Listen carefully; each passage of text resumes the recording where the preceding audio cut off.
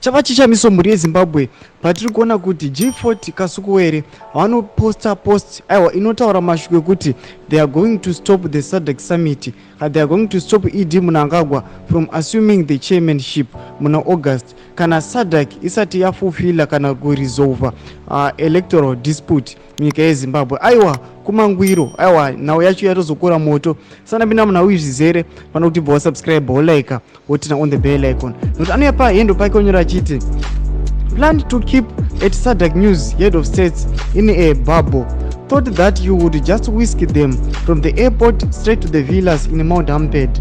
Now that villas are way behind schedule, which I say SADC cannot proceed with new business before resolving the Siom report. Nobva aposta picture rakanzi extraordinary summit of head of states and government. Ndo mashoko ataugwa na Kasukuwere, munovaziva anozviti president Kasukuwere ndo G40 vana Mugabe vari kuti aiwa SADC haizomboita summit kana isati yaresolve electoral dispute munyika yeZimbabwe. Mashoko ataugwa na Kasukuwere. Pinai comment section medu mumbotiudza rimowaziva vakomana vari most powerful zvingamboiti kana zvanenge vainfluencer havagoni kuzvimisa, hapana anogona kumbozvimisa. Zvimbotiudzai mafungiro enyu pinai comment section medu. Musakanga no subscribe, kulike pamwe chete nekutina on the bell icon.